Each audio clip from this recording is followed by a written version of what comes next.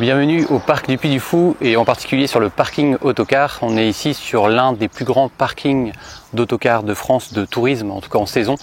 Et c'est le cas en ce moment, notamment au mois de juin et au mois de septembre avec le fameux spectacle de la Ciné-Cini. Et je te propose à travers cette vidéo de te partager un peu l'envers du décor. Puy du Fou en autocar, c'est parti!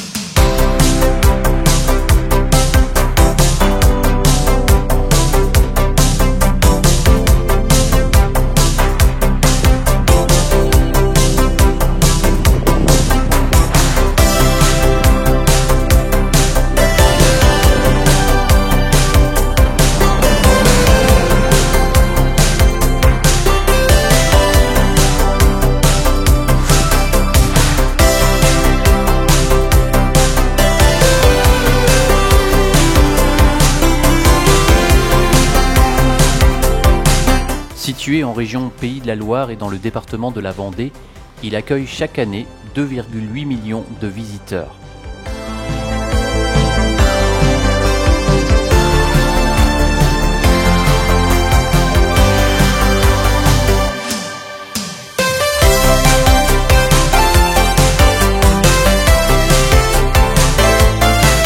Implanté sur un terrain de 150 hectares, 19 spectacles et plus de 20 restaurants et 6 hôtels sont disponibles. Le parc est ouvert depuis 1989 et n'a cessé d'évoluer. Il est accessible entre 9h30 et 19h entre avril et octobre. Certains soirs, le spectacle continue avec 2 représentations, les Noces de Feu et la Ciné-Cini.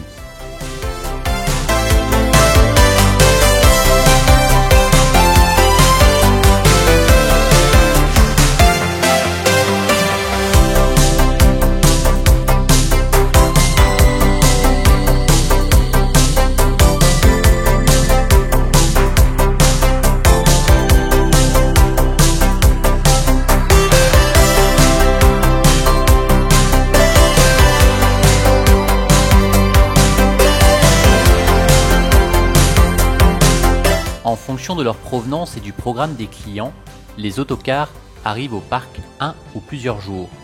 Les groupes qui sont proches de Les Épaisses, commune où se situe le Puy du Fou, viennent un seul jour. C'est le cas par exemple avec des scolaires, notamment en fin d'année au mois de juin ou début juillet.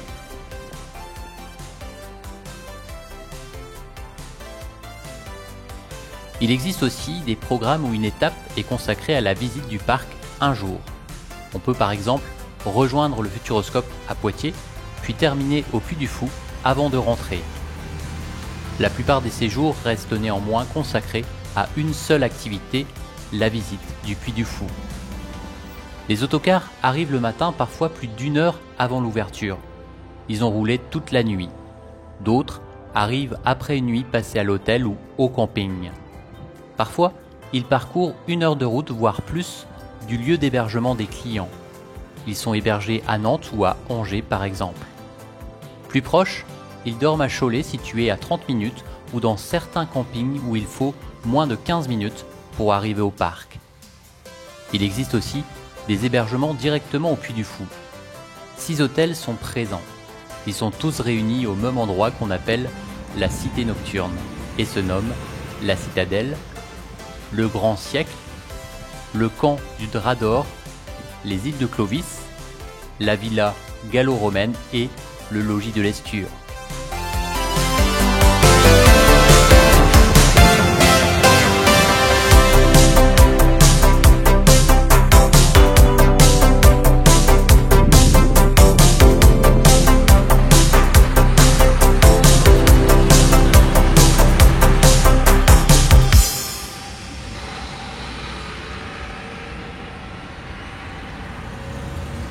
Nous voici au niveau de la cité nocturne, c'est-à-dire qu'il y a des emplacements pour les autocars, pour les voyageurs notamment qui vont sur leurs différents lieux d'hébergement, à savoir ici 3 emplacements, 2 emplacements derrière, je crois qu'il y en a 5 autres un peu plus loin, et ce qui permet aux autocars qui arrivent ici de les stationner, d'aller ensuite sur leur lieu d'hébergement. Et je vois en tout cas le lendemain matin par exemple, les clients remontent dans les autocars, en tout cas dans l'autocar avec lequel ils sont arrivés, et l'autocar fait la navette entre ici jusque jusqu'à l'entrée du Puy du Fou, en tout cas sur le grand parking autocar, là où se réunissent l'ensemble des véhicules qui viennent pour la journée ou qui ne sont pas sur le lieu d'hébergement au sein du Puy du Fou.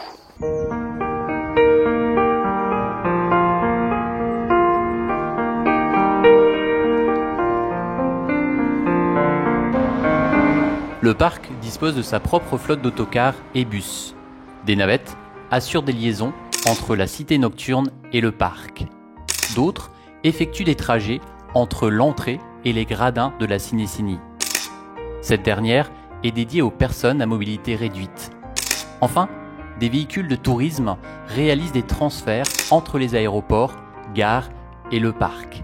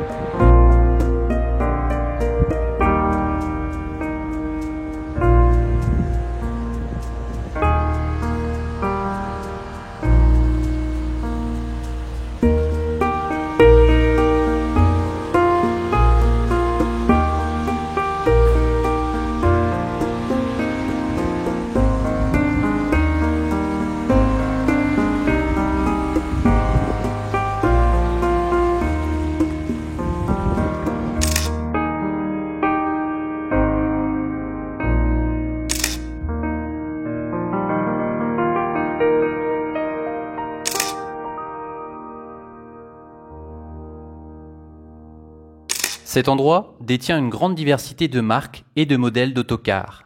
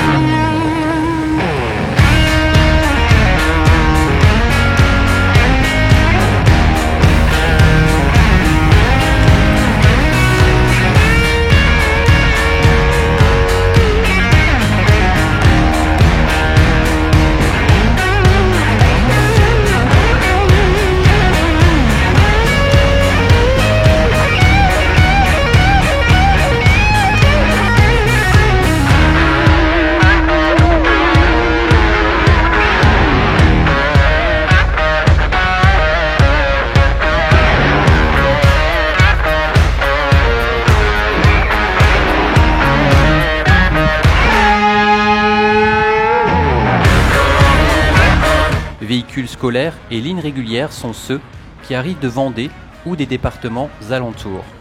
Leur confort est sommaire parce qu'ils parcourent des trajets courts la plupart du temps. Ils sont surtout utilisés par des groupes scolaires.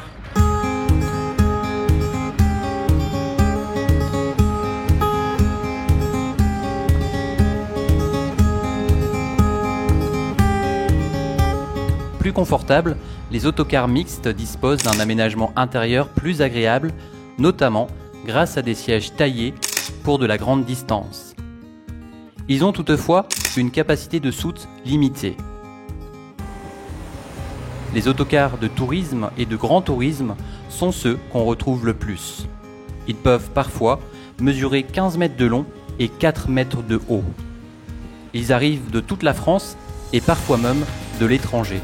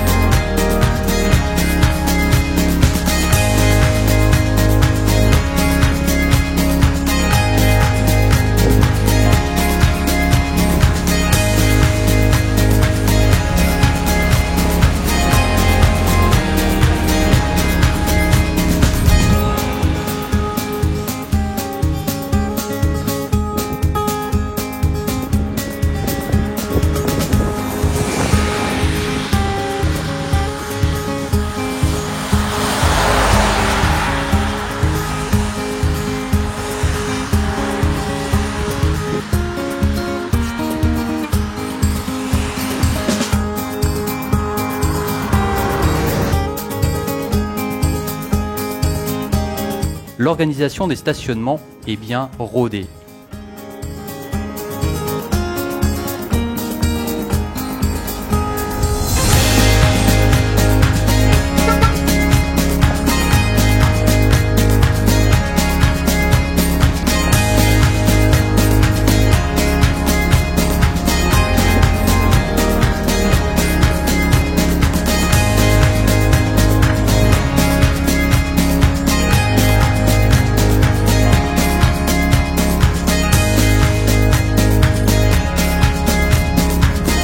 Dès l'arrivée, des placeurs indiquent aux conducteurs où se placer. On les reconnaît grâce à leur gilet jaune. Les soirs de spectacle, l'équipe qui place et assure la sécurité des piétons est renforcée. Lors de la cinécinie, chaque placeur veille à optimiser l'utilisation du parking. Durant la journée, des places se sont libérées avec le départ de certains véhicules. L'objectif est de remplir ces espaces vides par les nouveaux arrivants.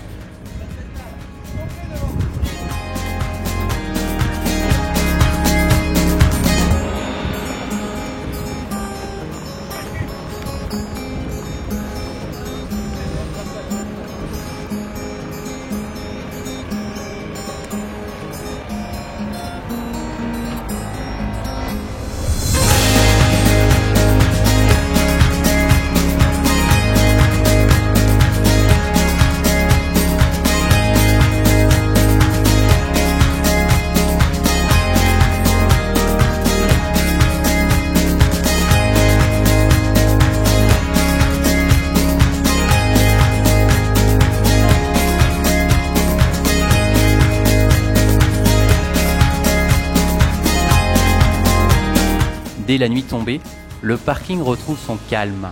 À quelques mètres, la foule assiste au spectacle de la cinécinie. Ils vivent un moment rempli d'émotions qu'ils garderont longtemps en mémoire.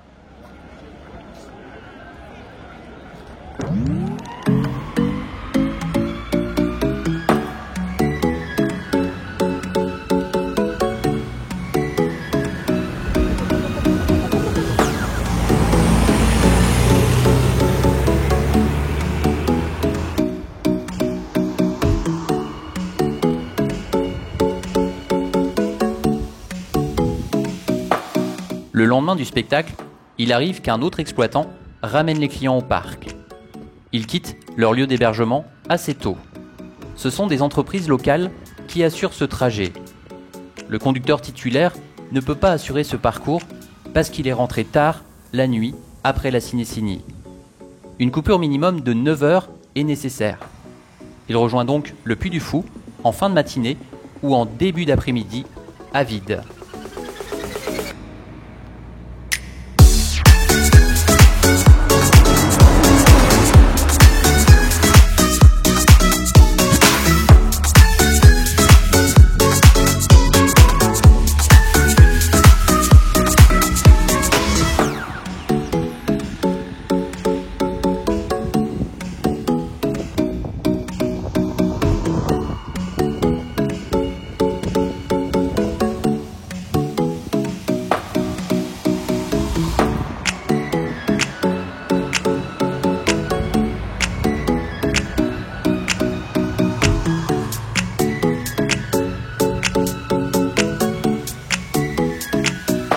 La nuit commence à tomber sur le parc du Puy du Fou et c'est d'ici quelques minutes que va commencer le grand spectacle de la cinécinie. Et c'est ici que s'achève ce reportage. Si ça t'a plu, comme d'habitude, tu peux lâcher un pouce en l'air. Tu peux aussi t'abonner, ça me permet de soutenir cette chaîne. Et nous, on se retrouve dimanche prochain, soit pour un quotidien magazine, ou soit pour un reportage comme celui-ci. Kenavo!